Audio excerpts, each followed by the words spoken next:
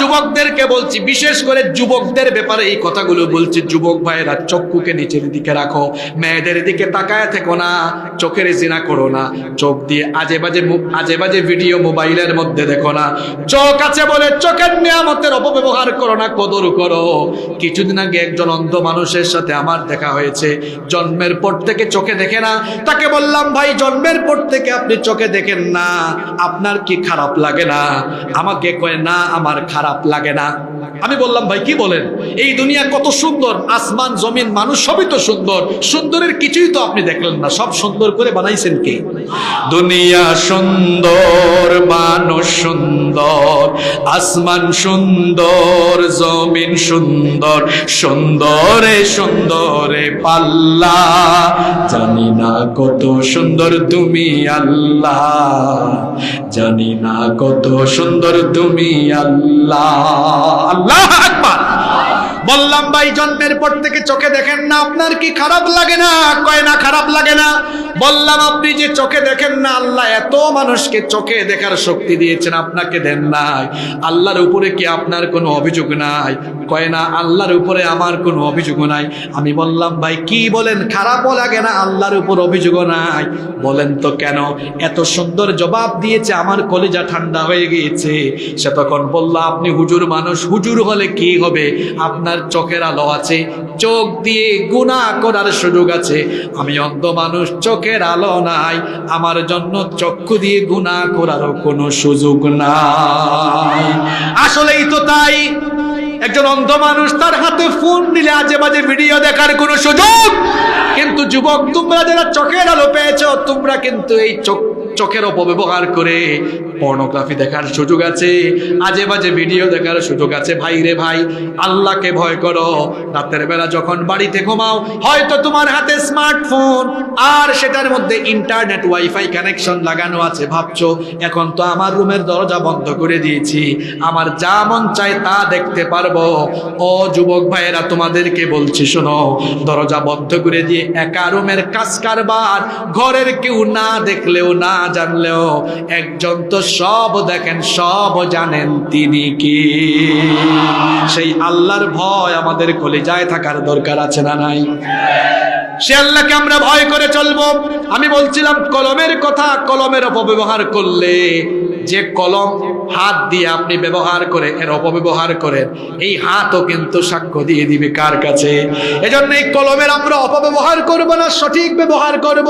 যারা ছাত্র আছো, পড়াশোনা করছো, ভাই এখন থেকে সিদ্ধান্ত নাও, পড়াশোনা করে কোনো দায়িত্বশীল চেয়ারে বসলে কলমের খোঁচায় দুর্নীতি করবা, কলমের খোঁচায় কোনো মানুষের উপরে জুলুম করবা না, কোনো মানুষের উপর অন্যায় করবা না, অবিচার করবা না। আল্লাহ বলছেন, পড়ো সেই রবের নামে, করা ওয়া রাব্বুকাল আকরামুল্লাযী আল্লামা বিল কলম। বড় মহামান্বিত সেই রবের নামে, যিনি তোমাদেরকে কলম ব্যবহারের কলা কৌশল শিখিয়েছেন। এরপরে আল্লাহ পরের আয়াতে বলছেন, আল্লামাল ইনসানা মা লাম ইয়ালাম। মানুষ যেটা জানতো না, অজানা বিষয়কে মানুষকে জানিয়েছেন কে? আল্লাহ সর্বপ্রথম মানুষ আদম আলাইহিস সালামকে বানালেন। বানানোর পরে দেখি, বলেন তো, আদম আলাইহিস সালামকে বানানোর পরে সর্বপ্রথম কোন জিনিসটা আল্লাহ আদম আলাইহিস সালামকে দিলেন? কথা শুনতেছেন আমার? মাশাআল্লাহ, পেছন থেকে একজন বলেছেন ইলম। সঠিক বলেছেন তিনি। আদম আলাইহিস সালামকে বানানোর পরে আল্লাহ প্রথমে কি দিয়েছেন? আল্লাহ বলছেন, ওয়া আল্লামা আদামাল আসমাআ কুল্লাহা। আর আমি আদমকে সব জিনিসের নাম শিখালাম। আদম আলাইহিস সালামকে বানানোর পরে আল্লাহ সর্বপ্রথম জ্ঞান দিয়েছেন। জ্ঞানের কারণে মানুষ সম্মানিত হয়েছে। জ্ঞান মানুষের সম্মান বাড়ায়, মর্যাদা বাড়ায়।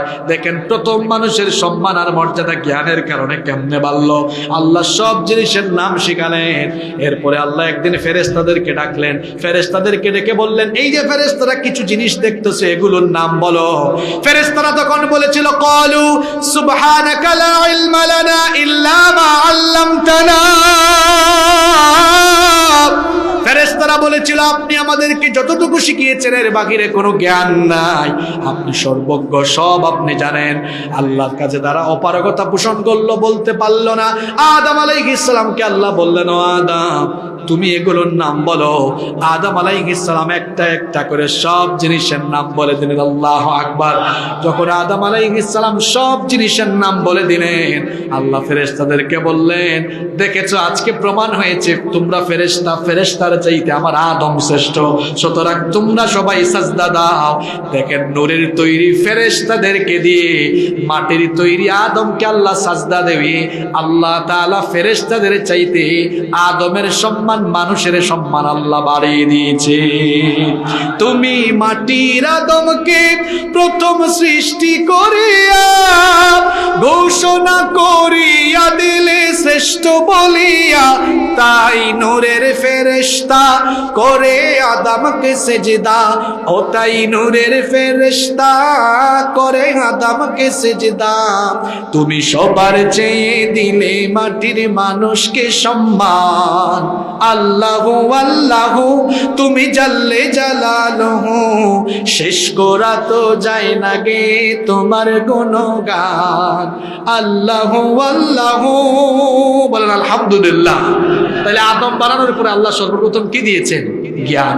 আল্লাহ বলেছেন আল্লামাল ইনসানা মা লাম ইয়ালাম, মানুষ জানতো না এমন বিষয় মানুষকে জানিয়েছেন কে?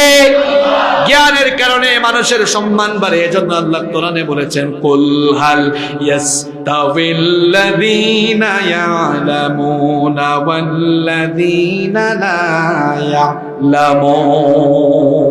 যারা জানে আর যারা জানে না উভয়ে কখনো সমান হতে পারে? টাকার চাইতে, সম্পদের চাইতে জ্ঞানের দাম বেশি। টাকা পয়সা সম্পদ বিতরণে কমে যায়, কিন্তু জ্ঞান বিতরণে জ্ঞান কমে না, জ্ঞান বরং আরো বেড়ে যায়। সুবহানাল্লাহ।